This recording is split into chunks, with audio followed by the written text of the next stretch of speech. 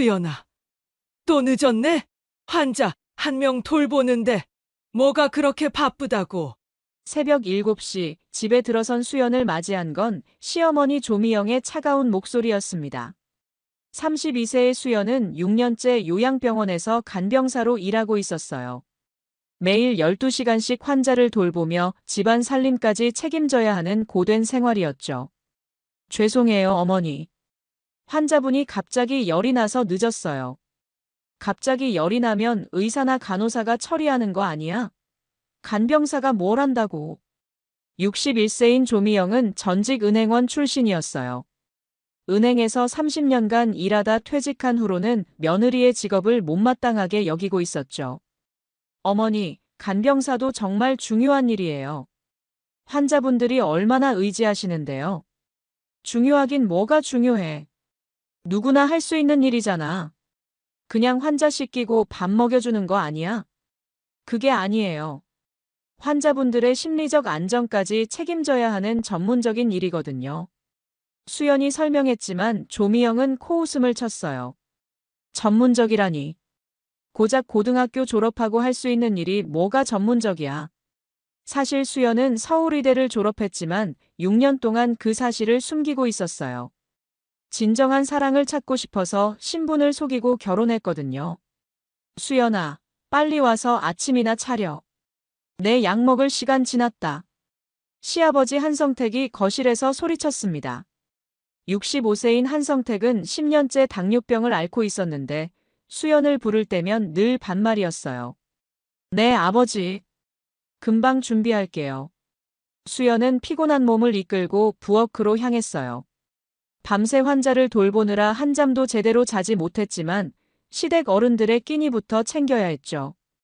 정말 답답해 죽겠어. 우리 정우는 의료기기 회사 과장인데 와이프가 간병사라니. 조미영이 투덜거렸습니다. 어머니 말이 맞아. 회사 사람들한테 뭐라고 설명해야 할지 모르겠어. 한성택도 거들어 말했어요. 그런 말씀하지 마세요. 간병사도 꼭 필요한 직업이에요. 수연이 조심스럽게 반박했지만 소용없었어요. 꼭 필요한 직업이긴 한데 그게 꼭 우리 며느리가 해야 하는 일이야? 다른 일은 정말 못 구하겠어? 사무직이라도? 어머니, 제가 이 일을 좋아해요. 환자분들이 저를 필요로 하세요. 좋아한다고? 그런 힘든 일을 누가 좋아해?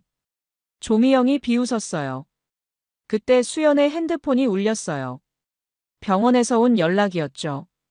네, 수연입니다. 수연 씨, 이순자 할머니가 밤새 많이 힘드셨어요. 가족분들한테 연락했는데 아무도 오지 않으셨고요. 지금 갈게요. 수연이 전화를 끊자마자 조미영이 날카롭게 말했어요. 또 나가려고? 밥은 차려놓고 가는 거야? 죄송해요. 환자분이 많이 아프신 것 같아서요. 환자가 아프면 의사가 보는 거지. 간병사가 뭘 할 수 있다고. 수연은 더 이상 설명하지 않았어요. 어차피 이해받을 수 없다는 걸 알았거든요. 요양병원에 도착한 수연은 이순자 할머니의 침상으로 달려갔어요. 할머니, 괜찮으세요? 수연아, 왔구나. 밤새 너무 아팠어.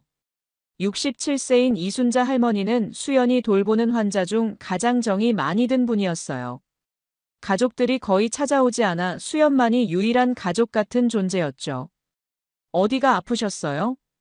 가슴이 답답하고 숨이 잘 안 쉬어져. 수연은 즉시 간호사를 불렀어요. 간호사님, 할머니 상태가 이상해요. 호흡곤란 증상이 있으세요. 알겠어요. 의사 선생님께 연락드릴게요. 수연은 할머니의 손을 잡고 곁에 있었어요. 할머니, 괜찮아요. 의사 선생님이 곧 오실 거예요. 수연아, 고마워. 너 같은 아이가 있어서 다행이야. 할머니, 그런 말씀 마세요. 근데 수연아, 집에서는 어때? 시댁에서 잘해주니? 수연은 쓴웃음을 지었어요. 그냥 그래요, 할머니. 표정을 보니 그냥 그런 게 아닌 것 같은데. 힘든 일이라도 있어? 아니에요. 괜찮아요. 수연아, 할머니가 오래 살아서 아는데 말이야. 사람은 겉으로 보이는 게 전부가 아니야. 할머니가 수연의 손을 꼭 잡았어요.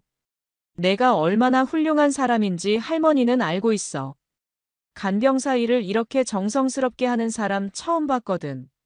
할머니, 언젠가는 내 진가를 알아보는 사람이 나타날 거야. 이순자 할머니의 말에 수연의 눈가가 촉촉해졌어요. 집으로 돌아간 수연을 기다리고 있던 건 또 다른 핀잔이었어요. 어디 갔다 왔어? 저녁도 안 차리고. 환자분이 응급 상황이어서 갔다 왔어요. 응급 상황? 간병사가 무슨 응급 상황을 처리해? 한성택이 비웃었어요. 그냥 환자 돌보는 거잖아. 그것도 일이라고 할 수 있어? 수연은 더 이상 설명하지 않았어요. 6년 동안 수백 번 겪은 일이었거든요. 정말 답답해. 우리 집안 체면이 말이 아니야. 조미영이 한숨을 쉬며 말했어요. 은행에서 일할 때는 동료들한테 며느리 자랑을 했는데 이제는 숨기기 바쁘거든. 어머니, 죄송해요. 죄송하다고 될 일이야? 다른 직업을 구해보면 안 되겠어? 저는 이 일이 좋아요. 좋아한다니. 정말 이해가 안 가네. 그때 현관문이 열리며 남편 정우가 들어왔어요. 35세인 정우는 의료기기 회사에서 과장으로 일하고 있었는데 평소보다 일찍 퇴근한 모습이었어요. 여보, 일찍 들어왔네. 수연이 반갑게 인사했지만 정우의 표정이 굳어 있었어요. 수연아, 잠깐 거실로 나와봐. 무슨 일이에요? 중요한 얘기가 있어. 정우의 목소리가 평소와 달랐습니다. 수연은 불안한 마음으로 거실로 나갔어요. 시댁 식구들도 이미 소파에 앉아 있었죠. 왜 이렇게 심각한 분위기예요? 수연이 조심스럽게 물었을 때 정우가 폭탄 선언을 했어요. 수연아, 우리 이혼하자. 갑자기 왜 그런 말을 해요? 다른 사람이 생겼어.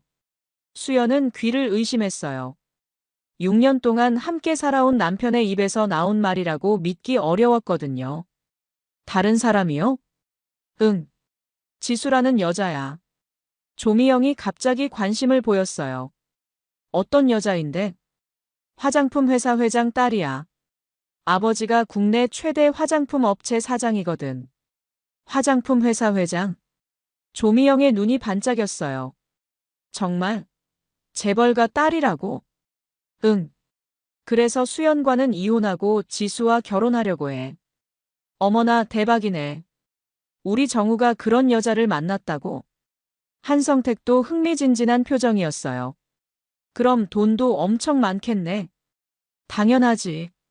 강남에 빌딩만 여러 개 가지고 있대. 수연은 믿을 수 없었어요. 6년 동안 함께 가정을 꾸려온 남편이 이렇게 쉽게 자신을 배신하다니요. 정우 씨, 6년 동안 우리가 뭐였어요? 6년이 뭐가 대수야. 이제 더 나은 기회가 온 거잖아. 조미영이 차갑게 말했어요. 수연아, 미안하지만 우리도 정우 편이야. 어머니까지. 재벌가 딸과 간병사가 비교가 되니? 우리 집안 격을 생각해야지. 수연의 가슴이 무너져 내렸어요. 6년 동안 가족이라고 생각했던 사람들이 이렇게 냉정할 줄 몰랐거든요. 그럼 저는 어떻게 하라는 거예요? 당연히 집에서 나가야지. 지수가 이사 올 텐데. 한성택의 말에 수연은 더 이상 할 말이 없었어요. 내일까지 짐 정리해서 나가줘. 알겠습니다. 하지만 후회하지 마세요. 수연의 마지막 말에 조미영이 비웃었어요. 후회? 우리가 뭘 후회해? 오히려 잘 됐지. 수연은 더 이상 대답하지 않고 자신의 방으로 들어갔어요. 그리고 서랍 깊숙이 숨겨둔 낡은 서류 봉투를 꺼냈습니다. 6년 동안 한 번도 꺼내보지 않았던 봉투였죠. 서류 봉투 안에는 서울의대 졸업장과 의사 면허증, 그리고 박사랑 의료재단 후계자 지위를 증명하는 문서들이 들어있었어요. 수연의 본명은 박수연이었고 전국 25개 병원을 운영하는 박사랑 의료재단 이사장 박사랑의 외동딸이었던 거죠. 이제 돌아가야 할 시간인가? 수연의 입가에 차가운 미소가 떠올랐어요. 다음 날 저녁 지수가 시댁을 방문했어요. 28세의 지수는 온몸에 명품을 걸치고 나타났습니다. 안녕하세요, 어머님, 아버님. 어머나, 정말 예쁘네. 완전 연예인 같아. 조미영이 감탄했어요. 지수의 샤넬 가방과 에르메스 스카프를 보며 눈이 휘둥그레졌죠. 아, 이거 작은 선물이에요. 지수가 고급 포장지에 쌓인 선물들을 내밀었어요. 이게 뭐니?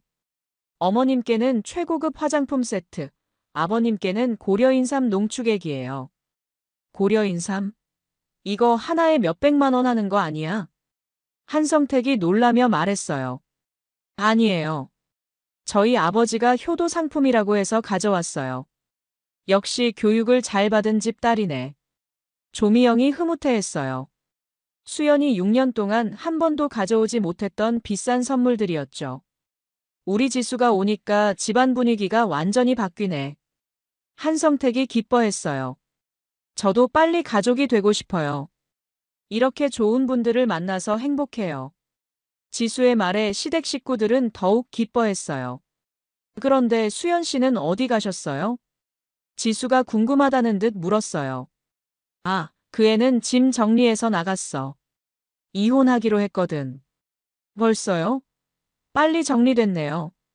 뭐 미련 둘 필요 없잖아. 어차피 우리 집안에 보탬도 안 되는 애였으니까. 조미영이 무심하게 말했어요. 그래도 6년이나 함께 사셨는데. 지수가 조심스럽게 말하자 정우가 퇴근해서 들어왔어요. 지수야, 왔구나. 정우 오빠. 지수가 달려가 정우의 팔을 끼었어요. 수연과는 완전히 다른 애교 넘치는 모습이었죠. 어머님, 아버님께 인사 잘했어? 물론이죠. 선물도 드렸어요. 역시 우리 지수야. 조미영이 지수를 친딸처럼 대했어요. 6년 동안 수연에게는 한 번도 보여주지 않았던 따뜻한 모습이었죠. 지수야, 앉아서 저녁 먹자. 뭐 먹고 싶은 거 있어? 저는 뭐든지 좋아요.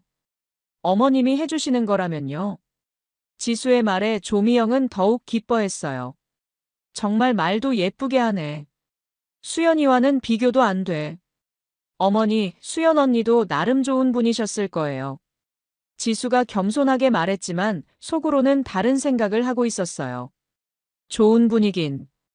6년 동안 우리 집안에 뭔 도움이 됐다고. 조미영이 비웃었어요. 그래도 이제는 우리 지수가 있으니까 걱정 없지. 한성택도 만족스러워했어요. 맞아요. 저희 아버지도 정우 오빠 가족들을 잘 챙겨드리라고 하셨어요. 정말?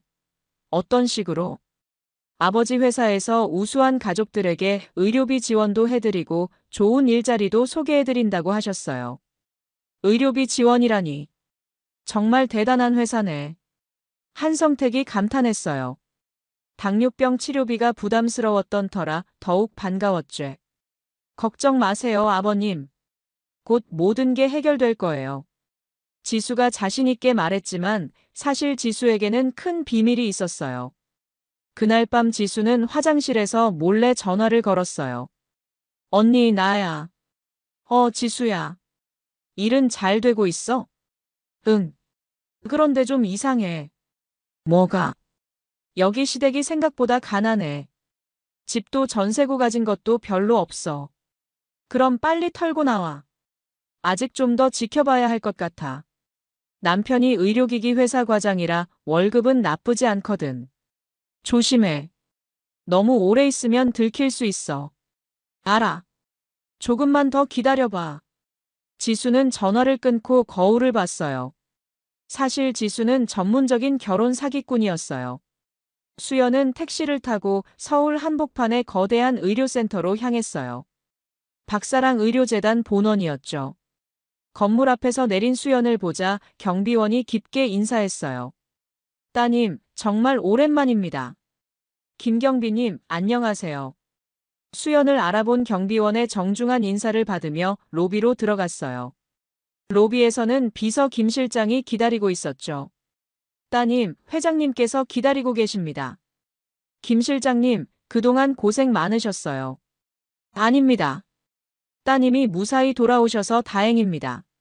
수연은 전용 엘리베이터를 타고 최고층으로 올라갔어요. 25층 이사장실 앞에 서자 마음이 복잡했죠.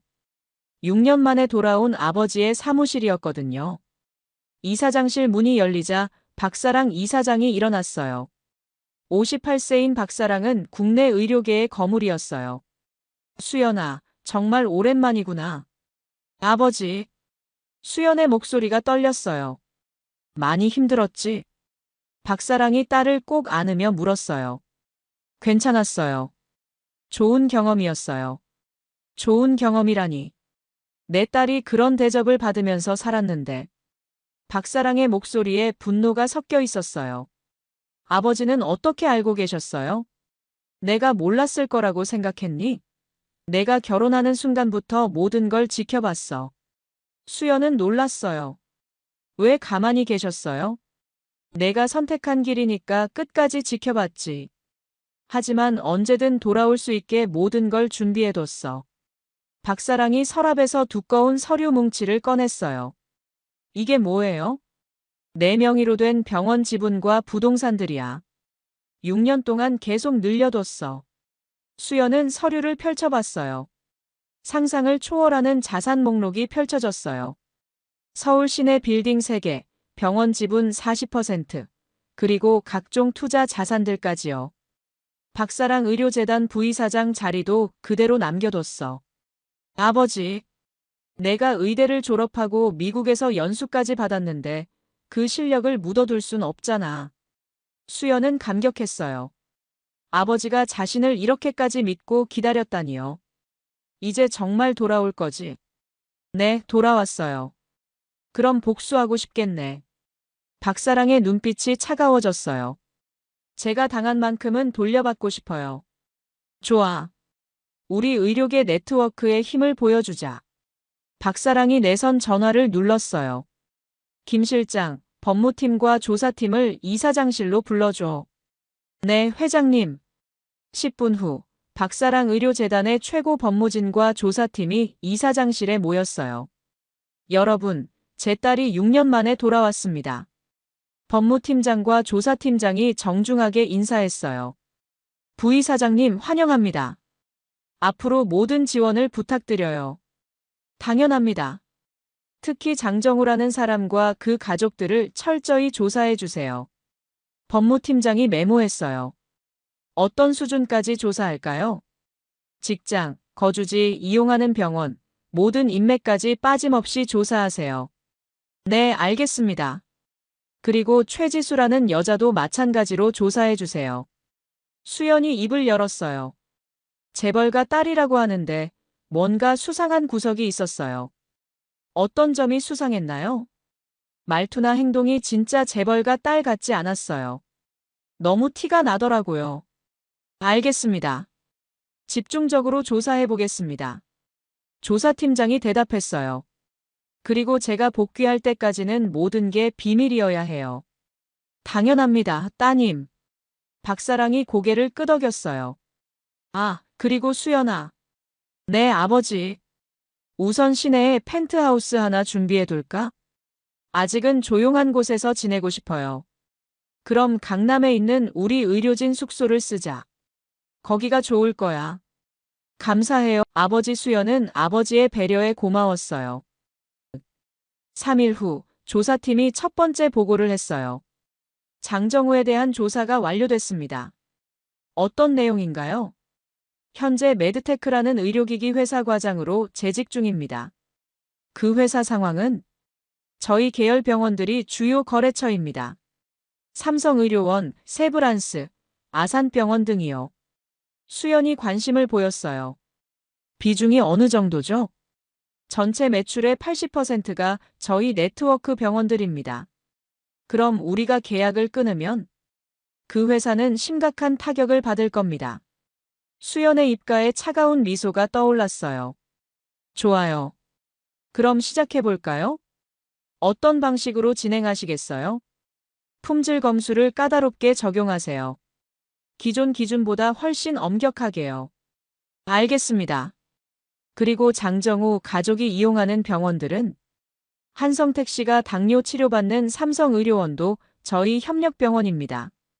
주치의는 누구죠? 김내과 교수님인데 저희와 긴밀한 관계입니다. 수연이 계획을 세우기 시작했어요. 김 교수님께 갑작스러운 전보 발령을 내주세요. 어떤 이유로요? 해외 연수 기회가 생겼다고 하면서요. 새 주치의는 어떤 분으로? 까다로운 의사로 배정해주세요. 진료비도 비싸고 처방도 보수적인 분으로요. 그리고 조미영 씨가 다니는 치과도 저희 네트워크 안에 있습니다. 치과도요? 네. 정기 검진 예약을 취소하고 다른 환자들로 일정을 채워버리면 됩니다. 완벽하네요. 또한 그들이 이용하는 약국도 저희 계열사입니다. 약국까지. 네. 약값을 정가로 받게 하고 할인 혜택도 모두 취소하면 됩니다. 수연이 치밀하게 계산했어요. 좋아요. 천천히 압박해가죠. 며칠 후 정우의 회사에 변화가 시작됐어요. 과장님, 삼성의료원에서 연락 왔는데요. 무슨 내용이야? 품질 검수를 다시 하겠다고 합니다. 다시 검수를? 이미 통과했는데? 기준이 강화됐다고 하네요. 정우는 이상했어요. 10년 넘게 거래해오면서 이런 적은 처음이었거든요. 검수 결과는 언제 나와? 일주일 정도 걸린다고 합니다. 그 일주일 동안 정우는 불안에 떨어야 했어요. 며칠 후에는 세브란스 병원에서도 비슷한 연락이 왔어요. 또 품질 검수라고요? 네. 이상하게도 여러 병원에서 동시에 검수를 요구하고 있어요. 뭔가 조직적인 것 같은데. 정우의 불안감이 커져갔어요. 한편 한성택은 병원에서 당황스러운 일을 겪고 있었어요. 환자분, 김 교수님이 갑자기 해외 연수를 가게 되셨어요. 갑자기요? 언제부터요? 내일 출국하셔야 해서 오늘이 마지막 진료입니다. 그럼 제 당뇨는 누가 봐주시죠? 새로 부임하신 박 교수님이 담당하실 예정입니다. 박 교수님은 어떤 분이세요? 치료에 매우 신중하신 분이에요. 신중하다는 게 보수적이시라고 할까요? 환자 안전을 최우선으로 생각하시죠. 다음 날 새로 온 박 교수를 만난 한성택은 충격을 받았어요. 환자분 혈당 수치가 매우 위험합니다. 그런가요? 기존 선생님은 괜찮다고 하셨는데요. 의사가 바뀌었으니 치료 방침도 바뀌는 겁니다. 즉시 입원하셔야 해요. 입원이요? 네. 그리고 특수 치료가 필요하니 비용이 좀 들 겁니다. 얼마나 들까요? 월 400만 원 정도 예상됩니다. 400만 원? 한성택은 기절할 뻔했어요. 기존 치료비의 8배였거든요. 다른 방법은 없을까요? 환자분 생명이 걸린 문제입니다. 저렴한 치료를 원하시면 다른 병원을 알아보세요. 의사의 차가운 대답에 한성택은 할 말이 없었어요. 조사팀이 지수에 대한 충격적인 진실을 발견했어요. 따님, 최지수에 대한 조사 결과가 나왔습니다. 어떤 내용인가요? 먼저 그녀가 말하는 아버지의 화장품 회사는 실제로 존재하지 않습니다. 역시 그럴 줄 알았어요. 실제 아버지는 3년 전 부도 처리된 소규모 화학업체 사장입니다. 조사팀장이 계속 보고했어요. 현재 가족들은 빚에 시달리고 있고 최지수는 그 빚을 갚기 위해 이런 일을 하고 있는 것 같습니다. 다른 피해자들도 있나요? 네. 지금까지 확인된 피해자만 5명입니다. 수법은 매번 부잣집 딸로 위장해서 남성들에게 접근한 다음 결혼을 빌미로 돈을 뜯어내는 방식입니다. 총 피해 금액은 약 2억 원 정도입니다. 수연의 표정이 더욱 차가워졌어요. 증거는 확실한가요?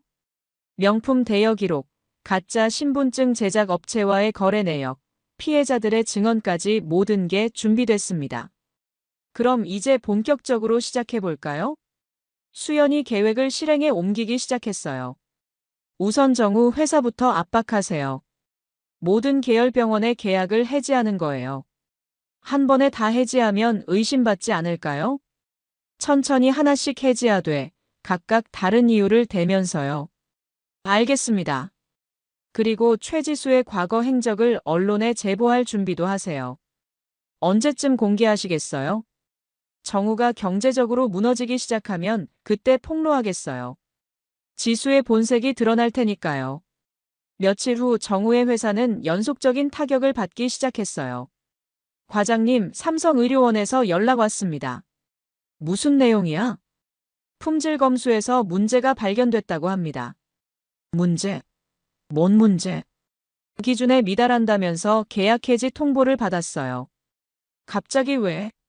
평소에는 문제 없었는데. 모르겠어요. 검수 기준이 갑자기 까다로워졌다고 하네요. 이틀 후에는 세브란스 병원에서도 비슷한 연락이 왔어요. 또 계약 해지요? 네. 이번에도 품질 문제를 이유로 들었습니다. 이상해. 뭔가 조직적인 것 같은데. 정우는 불안해지기 시작했어요. 부장님, 이대로 가면 회사가 위험하지 않을까요? 그러게. 주요 거래처들이 모두 등을 돌리고 있어. 정우의 상사도 심각하게 받아들이기 시작했어요. 집에 돌아온 정우의 얼굴이 어두웠어요. 오빠, 왜 그렇게 기운이 없어요? 지수가 걱정스럽게 물었어요. 회사 상황이 좋지 않아. 주요 거래처들이 계속 계약을 해지하고 있거든. 일시적인 거겠죠? 그런 것 같지 않아. 너무 조직적으로 일어나고 있어. 지수의 얼굴에 미묘한 변화가 일어났어요. 혹시 월급에도 영향이 있을까요? 아마 그럴걸. 최악의 경우 구조조정도 있을 수 있어. 지수는 속으로 계산했어요. 정우가 경제적으로 어려워지면 자신의 계획에 차질이 생길 수 있었거든요. 걱정 마세요, 오빠. 제가 도와드릴 수 있어요. 내가 어떻게 도와? 저희 아버지가 투자하시는 회사들이 많으니까 거기에 취업시켜드릴 수도 있고요. 정말? 정우의 눈이 반짝였어요. 물론이죠. 가족인데 당연히 도와드려야죠. 하지만 지수는 거짓말을 하고 있었어요. 사실 지수의 가족은 빚더미에 앉아 있었거든요. 한편 한성택은 세주치의와 첫 진료를 받고 있었어요. 환자분, 상태가 심각합니다. 심각하다니요? 혈당 조절이 전혀 안 되고 있어요. 합병증이 올 위험이 높습니다. 기존 김 교수님은 괜찮다고 하셨는데요. 의사마다 진단 기준이 다릅니다. 저는 더 신중하게 접근하는 편이거든요. 그럼 어떻게 해야 하죠? 즉시 입원해서 집중 치료를 받으셔야 합니다. 입원이요? 며칠 정도? 최소 한 달은 입원하셔야 할 것 같아요. 한 달이요? 네. 그리고 특수 치료가 필요해서 비용이 많이 들 겁니다. 얼마나 들까요? 월 500만 원 정도 예상됩니다. 500만 원? 한성택은 현기증이 났어요. 좀 더 저렴한 방법은 없을까요? 환자분 목숨이 걸린 문제인데 돈 걱정을 하시는 건가요? 의사의 차가운 반응에 한성택은 움츠러들 수밖에 없었어요. 일주일 후 정우에게 더 큰 충격이 기다리고 있었어요. 과장님, 사장님이 부르십니다. 정우는 불안한 마음으로 사장실에 들어갔어요. 정우 씨, 앉으세요. 무슨 일이신지요? 최근 주요 거래처들이 모두 계약을 해지했잖아요. 네. 하지만 그건 저희 잘못이 아니라 회사 입장에서는 책임자가 필요합니다. 설마. 유감스럽지만 해고 처분을 내려야겠어요. 사장님, 다시 한번 기회를 주세요. 이미 결정된 사항입니다. 정우는 머리가 하얘졌어요. 갑작스러운 해고 통보였거든요. 퇴직금은 규정대로 드릴 테니 정리하고 나가세요. 집에 돌아온 정우가 소식을 전했을 때 집안이 발칵 뒤집혔어요. 해고됐다고? 조미영이 소리쳤어요. 갑자기 구조조정을 한다면서요. 그럼 이제 어떻게 살지? 한성택도 걱정스러워했어요. 다른 회사를 알아봐야죠. 정우가 답했지만 자신감이 없었어요. 괜찮아요. 제가 아버지한테 말씀드릴게요. 지수가 나서서 말했어요. 정말 도와줄 수 있어? 당연하죠. 저희 아버지 인맥이 넓으시거든요. 하지만 며칠이 지나도 지수로부터 좋은 소식은 들려오지 않았어요. 지수야, 일자리 소개권은 어떻게 됐어? 아, 그거요? 아직 아버지께서 검토 중이세요. 언제쯤 결과가 나올까? 조금만 더 기다려주세요. 지수는 애매하게 답했어요. 사실 아버지한테 말할 수도 없는 상황이었거든요. 한편 한성택의 병원비 문제는 더욱 심각해졌어요. 아버님, 입원비가 너무 많이 나왔는데요. 얼마나? 이번 달만 450만 원이에요. 450만 원? 조미영이 기절할 뻔했어요. 의료진들이 온갖 검사를 다 했더라고. 그것도 다 돈이거든. 그 돈을 어디서 구하지? 정우는 해고됐고 아버지는 입원비가 천문학적이고 정말 하늘이 무너지는 것 같았어요. 지수한테 부탁해볼까? 정우가 조심스럽게 말했어요. 그래, 지수 아버지가 부자라니까 도움을 요청해보자. 하지만 지수의 반응은 예상과 달랐어요. 아버지한테 말씀드려보긴 할게요. 근데 갑자기 목돈을 빌려달라고 하면 좀 그렇지 않을까요? 그럼 어떻게 하지? 우선 다른 방법을 생각해보세요. 아버지께 부담드리기 전에요. 지수의 태도가 미묘하게 달라진 걸 느낀 조미영이 불안해했어요. 그날 밤 뉴스에서 충격적인 소식이 나왔어요. 긴급 속보입니다. 다중사기 혐의로 수배 중이던 최지수 씨가 인천공항에서 검거됐습니다. 텔레비전 화면에 수갑을 찬 지수의 모습이 나타났어요. 저 사람이 우리 지수 아니야? 조미영이 떨리는 목소리로 말했어요. 최 씨는 부잣집 딸로 위장해 여러 남성들로부터 수억 원을 편취한 혐의를 받고 있습니다. 사기꾼이었다고. 정우는 넋을 잃고 화면을 바라봤어요. 피해자는 현재까지 5명으로 확인됐으며 총 피해 금액은 2억 원에 달합니다. 2억 원? 한성택이 경악했어요. 경찰에 따르면 최 씨가 착용했던 명품들은 모두 대여업체에서 빌린 것으로 밝혀졌습니다. 명품도 다 가짜였다고. 조미영이 믿을 수 없다는 표정을 지었어요. 또한 아버지가 화장품 회사 회장이라는 것도 거짓으로, 실제로는 부도난 중소업체 사장인 것으로 확인됐습니다. 모든 게 거짓말이었구나. 정우가 주저앉았어요. 우리가 완전히 속은 거야. 그날부터 더 큰 악몽이 시작됐어요. 며칠 후 정우는 회사 사장한테서 최종 통보를 받았어요. 정우 씨, 유감스럽게도 퇴사 처리해야겠어요. 사장님, 제발 한 번만 더 기회를 주세요. 주요 거래처를 모두 잃은 상황에서 어쩔 수 없습니다. 정우는 결국 짐을 싸고 회사를 떠나야 했어요. 그날 저녁 더 큰 충격이 기다리고 있었어요. 긴급 속보입니다. 박사랑 의료재단 이사장의 딸이 6년 만에 복귀한다고 발표했습니다. 화면에 수연의 모습이 나왔어요. 하지만 6년 전의 소극적인 모습과는 전혀 달랐어요. 박수연 부이사장은 6년간 신분을 숨기고 간병사로 일했다고 밝혔습니다. 저 사람이 우리 수연이야? 조미영이 떨리는 목소리로 말했어요. 박사랑 의료재단은 전국 25개 병원을 운영하는 국내 최대 의료재단입니다.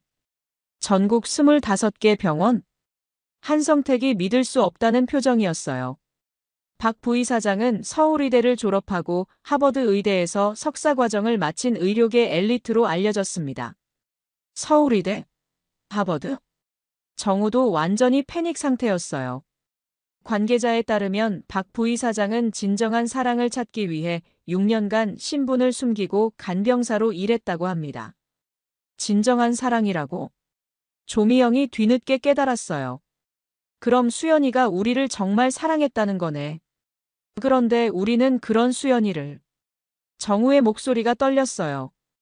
우리가 의료재벌 며느리를 내쫓았구나. 한성택이 머리를 감싸 안았어요.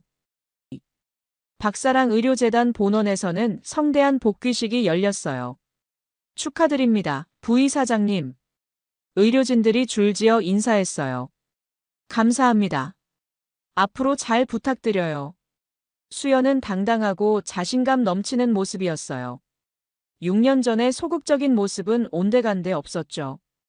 부이사장님, 첫 번째 사업 계획이 있으시다고요? 네. 간병사들의 처우 개선 사업을 시작하려고 해요. 훌륭한 계획입니다. 6년간 현장에서 일해본 경험을 살리고 싶어요. 수연의 말에 모든 임원들이 감탄했어요. 또한 의료 소외계층을 위한 무료 진료소도 설립할 예정입니다. 무료 진료소요? 네.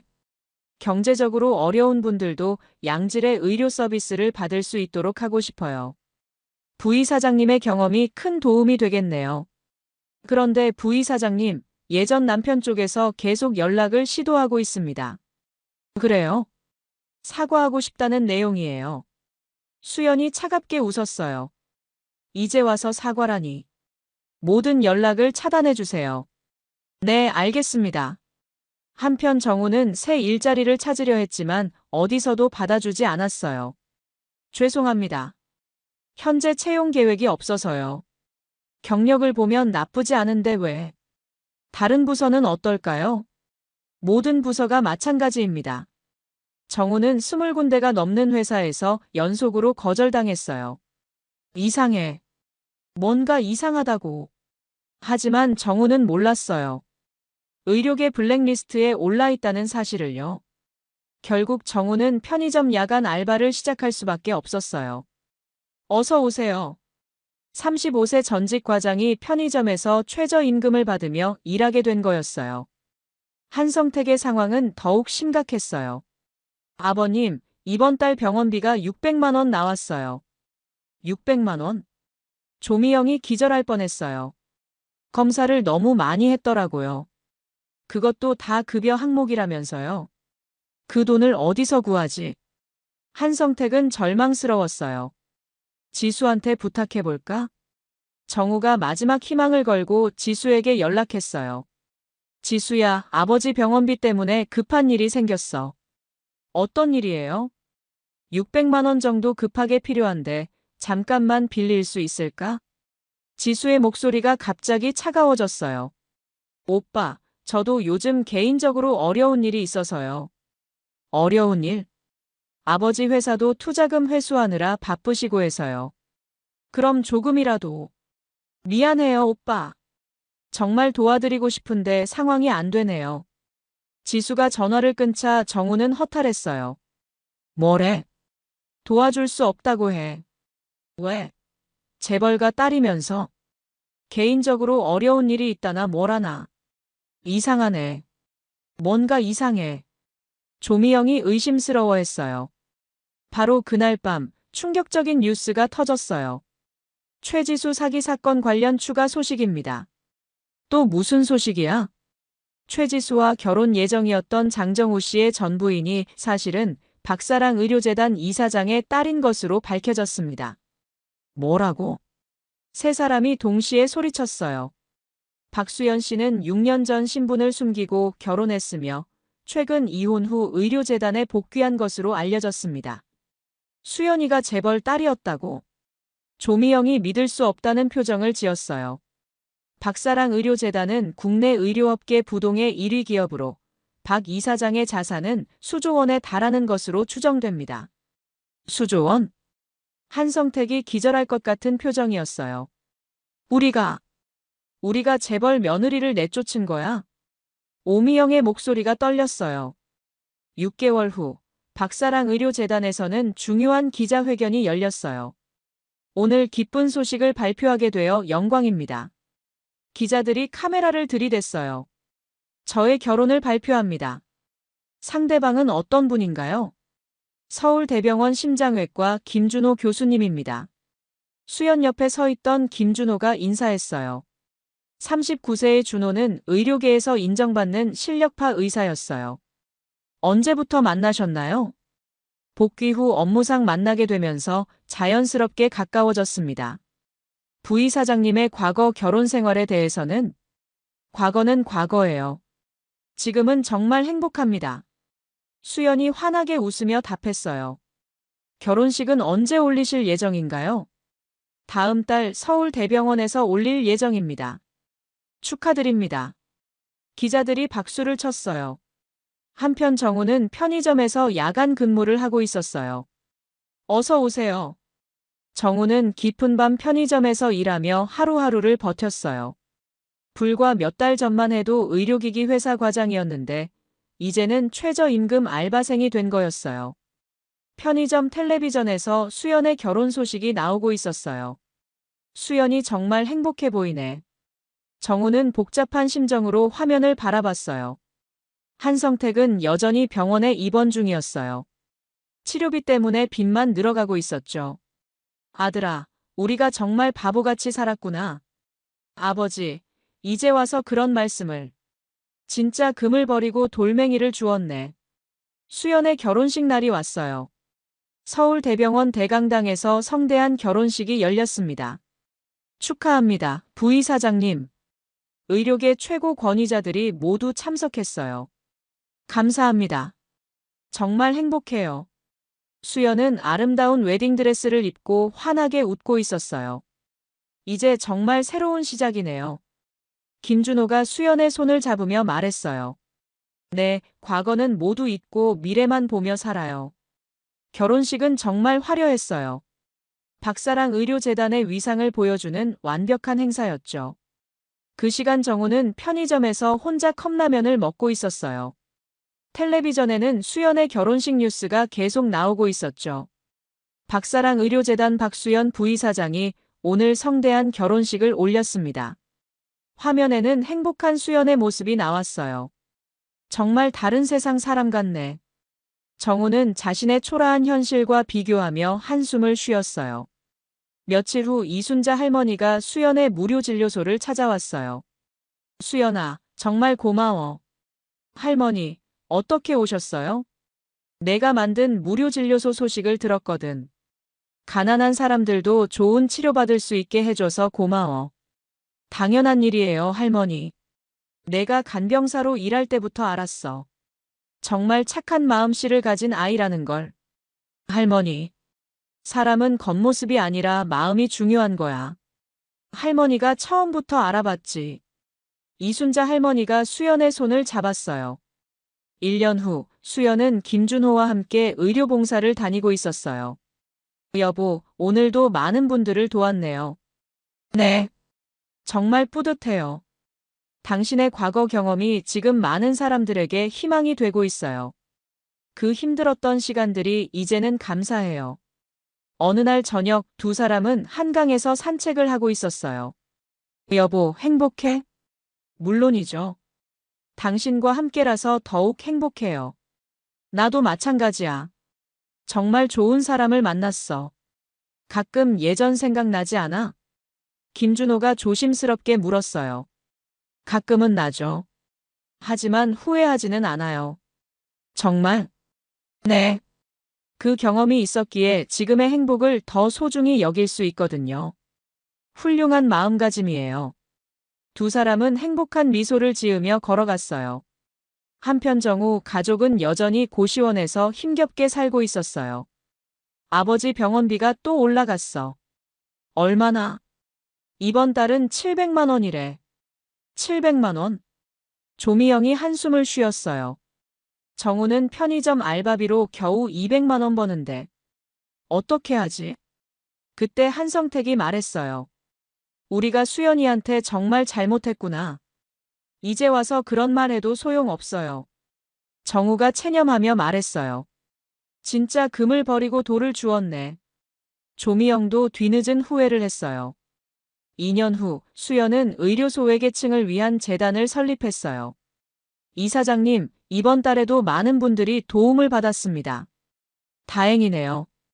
예산을 더 늘려서 더 많은 분들을 도와드리세요. 네, 알겠습니다. 수연은 진심으로 사회에 기여하고 싶어 했어요. 제가 어려웠던 시절을 겪어봤기 때문에 그분들의 마음을 이해할 수 있어요. 정말 훌륭하십니다. 직원들은 수연을 진심으로 존경했어요. 어느 날 수연은 김준호와 함께 아이들 병원을 방문했어요. 선생님, 고마워요. 어린 환자가 수연에게 감사 인사를 했어요. 아니야. 선생님이 아니라 이모라고 불러. 이모, 아프지 않게 해줘서 고마워요. 수연은 아이를 꼭 안아주었어요. 여보, 당신을 보면 정말 존경스러워요. 김준호가 수연을 바라보며 말했어요. 왜요? 진짜 어려운 사람들의 마음을 이해하잖아요. 그건 경험해보지 않으면 알 수 없는 거거든요. 수연은 남편의 말에 고개를 끄덕였어요. 사람을 겉모습으로 판단하면 안 되는 거죠. 맞아요. 진정한 가치는 마음속에 있는 거니까요. 3년 후 수연과 김준호 사이에 아이가 생겼어요. 여보, 정말 행복해요. 나도요. 우리 아이에게는 편견 없는 세상을 만들어주고 싶어요. 좋은 생각이에요. 수연은 배를 쓰다듬으며 미소 지었어요. 우리 아이에게는 사람을 판단할 때 직업이나 돈이 아니라 마음을 보라고 가르쳐 줄 거예요. 훌륭한 교육 방침이네요. 한편 이순자 할머니는 수연의 무료 진료소에서 건강하게 지내고 있었어요. 수연아, 정말 자랑스럽다. 할머니, 건강하세요? 응. 덕분에 아주 좋아졌어. 다행이에요. 근데 수연아, 할머니가 처음부터 알고 있었어. 뭘 알고 계셨어요? 내가 보통 사람이 아니라는 걸.